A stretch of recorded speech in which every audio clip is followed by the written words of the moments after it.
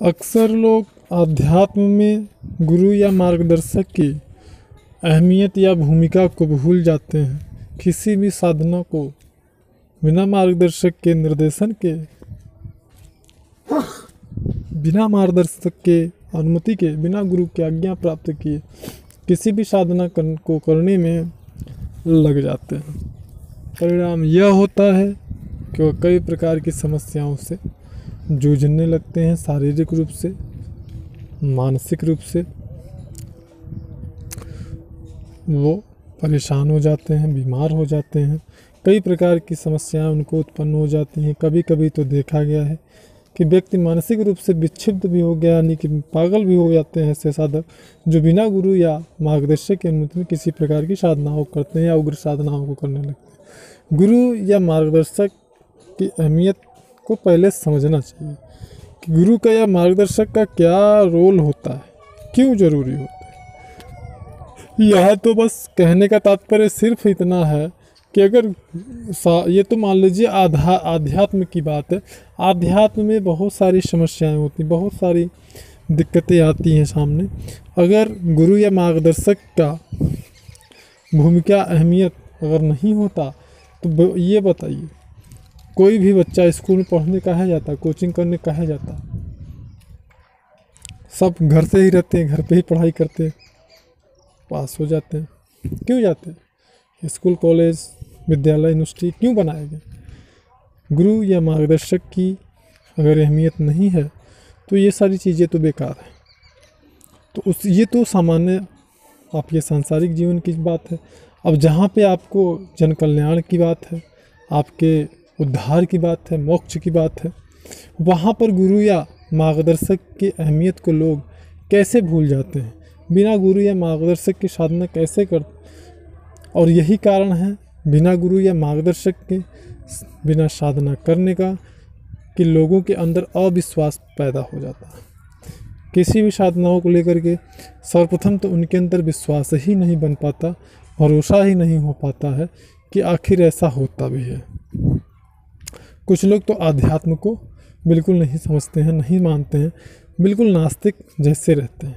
तो उसका कारण यही होता है, कोई भी साधक बिना गुरु या मार्गदर्शक के, बिना उचित सामग्री की व्यवस्था किए साधना करता है, महीनों करता है, सालों करता है, किसी प्रकार का कोई जब परिणाम उसे प्राप्त नहीं होता है, उस दशा में वह साधक अपनी मर्जी, अपने आत्मविश्वास को और आध्यात्म को बिल्कुल न के बराबर मान लेता है। और फिर वह कहीं पे भी अगर आध्यात्म की बात होती भी है या कोई ऐसा साधक रहता भी है, अगर उससे मान लीजिए उसने गलती से संवाद कर लिया तो वो सीधा बोलता है ऐसा कुछ होता नहीं है, सब ये सब चीज़ें फालतू हैं, अनप शनप की चीज़ें। जबकि आध्यात्म में किसी भी साधना में, मैं यहाँ एक छोटा उदाहरण दे रहा हूँ, हम अप्सरा साधना की बात कर रहे हैं। अगर सिर्फ अप्सरा साधना की ही बात कर ली जाए तो आप देखेंगे, अगर आपका गुरु मार्गदर्शक अप्सरा सिद्ध है, अप्सरा की साधना किया है उसने, उसके पास अनुभव है, साधक है, वो परिपक्व है, आगे की साधनाओं में लगा हुआ है, तो उसके मार्गदर्शन में, उसकी अनुमति को प्राप्त करने वाले जो साधक होते हैं, उन साधकों को सफलता प्राप्त करने के लिए उस मार्गदर्शक या गुरु का संकल्प ही पर्याप्त होता है। अब यहाँ समझने वाली बात यह है कि साधना में तो संकल्प साधक करते हैं, जो साधक साधना करता है वो करते हैं, तो फिर इसमें गुरु के संकल्प की बात कहाँ से आ गई? तो बिल्कुल भी है। कोई भी गुरु अगर वह उस साधना का जानकार है, उस साधना में सिद्धि प्राप्त किया है उसने, और अनुभवी है और दिव्य शक्तियों से युक्त है, उसके पास तपोबल और योग बल की क्षमता है, तो उस दशा में यदि वह मार्गदर्शक, वह गुरु अपने किसी भी व्यक्ति विशेष या किसी विशेष साधक के लिए अगर उसने संकल्प कर दिया कि हाँ इसे एक विशेष विधि होती है, तो उस संकल्प के द्वारा उस साधक की जो साधना है वह हर अवस्था में, हर स्थिति में, चाहे भी जैसे किसी भी प्रकार से कैसे ना कैसे भी वह साधना उस साधक को सिद्ध होना ही होना है, उसे कोई रोक नहीं सकता। हमने पहले भी अपने प्रीवियस वीडियो में, जिसमें कुंडलिनी ध्यान योग से संबंधित मैंने जानकारी दिया था, उसमें भी मैंने बताया था कि व्यक्ति की जो कुंडलिनी शक्ति होती है वह जागृत होना अलग चीज़ होता है, ऊर्ध्व होना अलग चीज़ होता है। तो उसमें भी मैंने बताया था कि अगर किसी साधक के गुरु ने उसके किसी भी जन्म में, मान लीजिए कि साधक के गुरु ने उसके पूर्व जन्म में संकल्प किया कि पर्याप्त कर्म करने पे इसकी जो कुंडलिनी है वह स्वतः जागृत हो, स्वतः ऊर्ध्व हो, स्वतः पूर्ण यात्रा करे, पर्याप्त कर्म होने पे किसी के सहयोग की जरूरत ना हो। क्यों? क्योंकि कुंडलिनी शक्ति को जागृत करके ऊर्ध्व करने, खास करके ऊर्ध्व करने के लिए सहयोग की जरूरत अनिवार्य है। स्वतः कुंडलिनी ऊर्ध्व नहीं होती है। ऐसा इसलिए क्योंकि गुरु की जो गरिमा है, गुरु का जो महत्व है, जो अहमियत है, वो सदैव बनी रहे। माता प्रकृति सभी व्यवस्थाओं को मेंटेन करती है। तो यदि स्वतः कुंडलिनी ऊर्ध्व होने लगे, स्वतः साधक जो है पूर्ण यात्रा करके श्रेष्ठता को प्राप्त होने लगे, तो फिर गुरु का महत्व, गुरु की जो अहमियत है, गरिमा है, वह समाप्त हो जाएगी।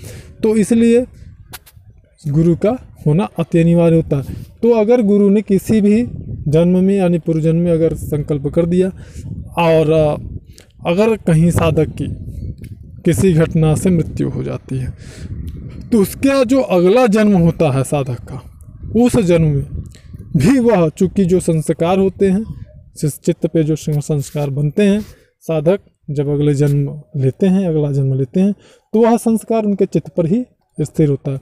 चित्त क्या है, संस्कार क्या है, इन सारी चीज़ों को हमने अपने प्रीवियस वीडियो में विस्तृत रूप से वर्णन इसका किया है, आप उसको देख सकते हैं।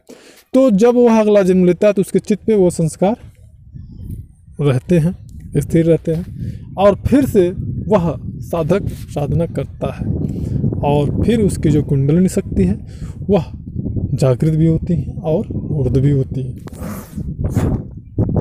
ऐसा उसके द्वारा, उसके गुरु के द्वारा जो संकल्प किया जाता है, उस संकल्प के द्वारा होता है। उम्मीद करता हूँ आप संकल्प का तात्पर्य समझ गए होंगे। वह संकल्प गोपनीय है, जिस पर तंत्र की गोपनीयता का नियम लागू होता है। ऐसी चीज़ों को हम वीडियो में सार्वजनिक नहीं करते। तो जो गुरु होते हैं, मार्गदर्शक होते हैं, वह उस विशेष प्रकार से, विशेष विधि से जो संकल्प करते हैं, उस संकल्प के द्वारा वह क्रिया निश्चित तौर पे सत्य होती है। वह कभी भी असत्य नहीं हो सकती। मैंने अपने प्रीवियस वीडियो में बताया है कि साधकों को कभी किसी को, जो उच्च श्रेष्ठता को प्राप्त हैं जो साधक, ऐसे साधकों को कभी भी किसी को ना तो श्राप देना चाहिए, ना तो कभी किसी को आशीर्वाद देना चाहिए, ना तो किसी को अपने पैर को छूने देना चाहिए। और उसका कारण क्या है, वो चीज़ मैंने बताया हुआ है। और दूसरी चीज़, मैंने संकल्प जहाँ, और उसी आधार पे जो संकल्प है वो कार्य करता है। तो यहाँ पे अगर किसी भी योग्य मार्गदर्शक ने या गुरु ने, जो श्रेष्ठता को प्राप्त हैं, जिनके पास योग बल और तपोबल है, सिद्ध शक्तियाँ हैं, ऐसे जो मार्गदर्शक या गुरु होते हैं, उनके संकल्प में अत्यंत शक्तिशाली उनका संकल्प होता है, बहुत ही ज़्यादा सामर्थ्य और शक्ति होती है, और माता प्रकृति उनके संकल्प का पूर्ण आदर करती हैं और सम्मान करती हैं। जिसके कारण जब वह साधक या मार्गदर्शक किसी भी शिष्य को अगर आशीर्वाद दे देता है, या किसी को उसने बोल दिया कि हाँ ये चीज़ ऐसा हो जाए, तो वो निश्चित तौर पे हो जाता है। मतलब ऐसे लोगों को आप कह सकते हैं कि वाक सिद्धि प्राप्त होती है।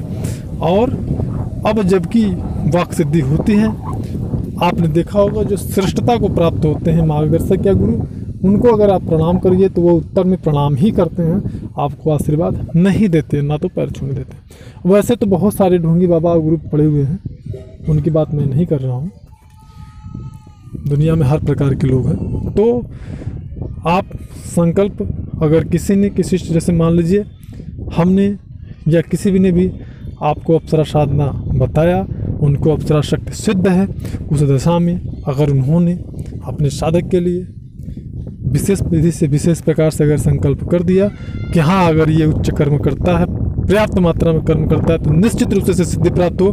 कुंडलिनी दोष, ग्रह दोष, पितृ दोष किसी प्रकार का कोई बाधा इसे रोक न पाए, तो ये आप समझ लो कि किसी भी शर्त पे वह साधक अप्सरा सिद्ध होगा ही होगा, कोई रोक नहीं सकता।